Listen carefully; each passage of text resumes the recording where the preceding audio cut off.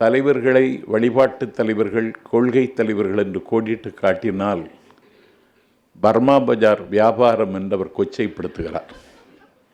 பெரியார் தமிழின பகைவர் என்று சித்தரிப்பதற்கு பல பேர் இன்றைக்கு தகுடுதத்த அரசியலை செய்கிற காலகட்டத்தில் தந்தை பெரியார் அவர்களை தன்னுடைய கொள்கை வழிகாட்டியாக ஏற்றுக்கொண்டுதான் களத்துக்கு வந்திருக்கிறார் தமிழகத்தின் வெற்றி கழகத்தின் தலைவர் விஜய் அவர்கள்.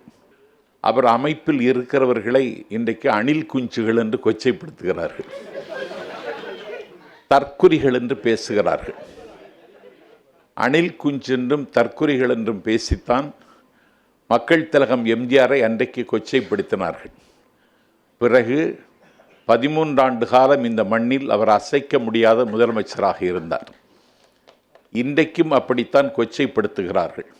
இந்த தற்குறிகள் ஆச்சரிய குறிகளாக அவதாரம் எடுப்பார்கள் என்பதை அழுத்தம் திருத்தமாக சொல்ல விரும்புகிறேன்.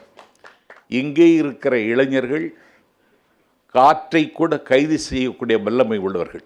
தாவேக்காவில் இருக்கிற இளைஞர்கள், நான் யாரையும் அழைத்து வரல, தாவேக்காவில் இருக்கிற இளைஞர்கள் வானத்தை கிழித்து பந்தல் போடுவதற்கு ஆற்றல் உள்ளவர்கள். ஆகவே ஒரு தலைவனை உயிராக நேசித்து அவர் 10 வயதில் திரைக்கு வந்ததற்கு பிறகு தமிழ்நாடு முழுவதும் கண்விழிக்காத கிராமங்களில் பால், முட்டை, ரொட்டி திட்டத்தை நடைமுறைப்படுத்தி இரவு நேர பள்ளிகளை நடத்தி ஊர்தோறும் படிப்பகத்தை தொடங்கி தமிழ்நாட்டின் வரலாற்றில் முதல் மதிப்பெண் பெற்ற மாணவிக்கு தமிழ்நாடு முதலமைச்சர் ஸ்டாலினை சந்தித்தால் வாழ்த்து தெரிவித்தார். ஆனால் தமிழக வெற்றி கழகத்தின் தலைவர் வைர நெக்லஸ் வழங்கினார்.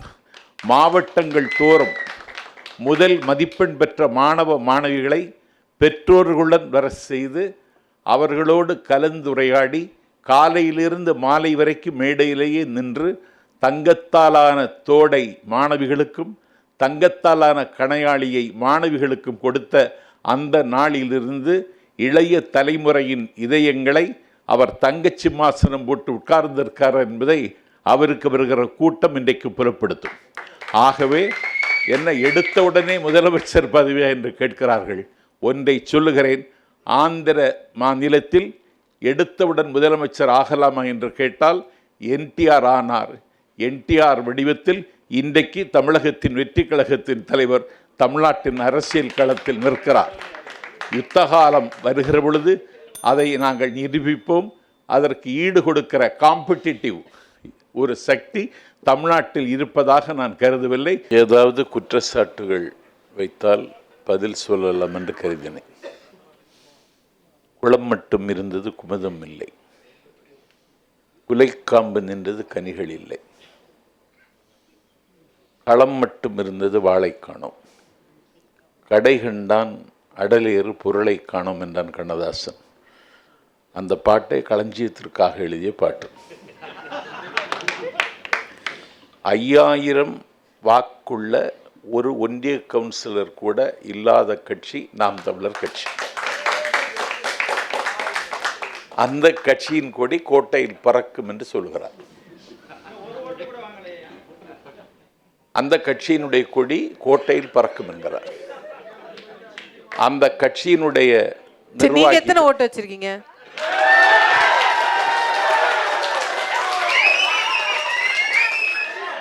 நாங்க எத்தனை ஓட்டு வச்சிருக்கோங்கிறது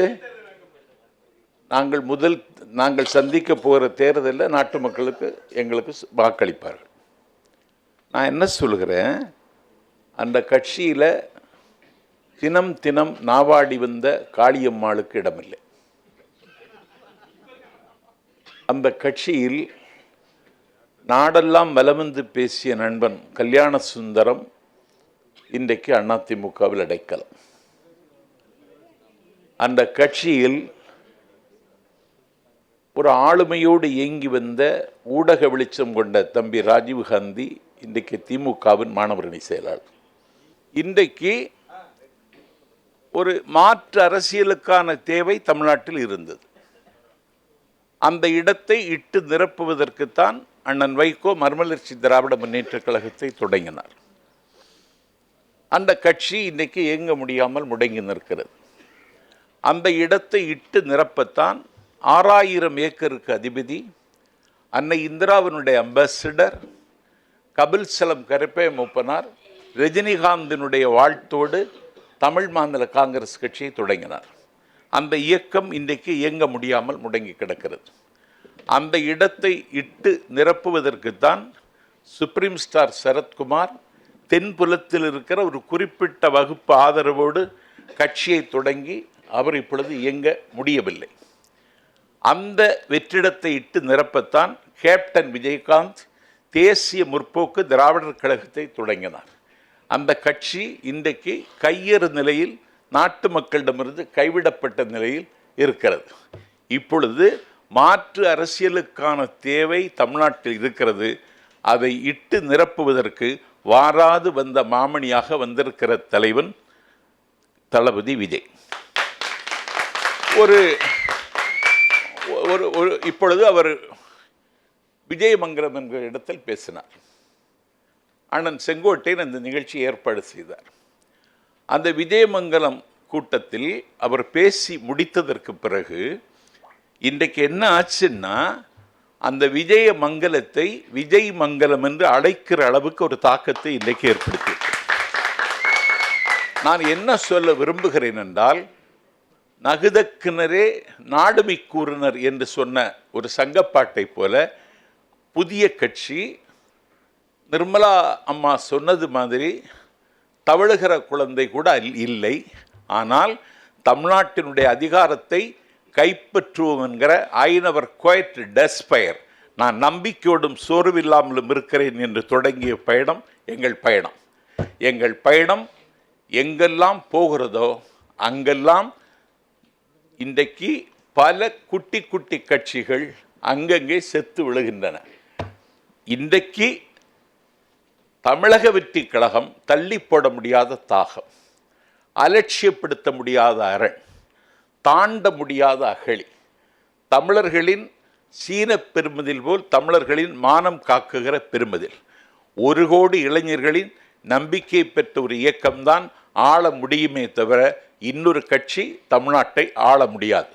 ஆகவே இந்த யானை கொடிதான் கோட்டையில் பறக்கும், இந்த கொடிதான் பறக்கும். துரியோதனன் வீழ்ச்சி அவன் தொடையில் இருந்தது, சராசந்தன் வீழ்ச்சி அவனுடைய உடலை மாற்றி போடுவதில் இருந்தது, இதயத்தை கீழே இறக்கி வைத்த ஹிட்லரின் வீழ்ச்சி ரஷ்யாவின் கடும் குளிரில் இருந்தது, அதிசயம் 1000 செய்து கொண்டிருந்த ஜப்பானின் வீழ்ச்சி அன்றைக்கு அணுக்குண்டில் இருந்தது, ஆள்போல் பறந்து அருகபோல் வேரோடி இருந்த ஒரு ஏகாதிபத்தியத்தின் வீழ்ச்சி அண்ணாவின் சென்னாவில் இருந்தது, பவள விழா கண்டிருக்கின்ற ஒரு கட்சியின் வீழ்ச்சி நாளைக்கு தமிழக வெற்றி கழகத்தின் தலைவர் விஜயின் கையில் இருக்கிறதை நாளைக்கு வரலாறு சொல்லும்.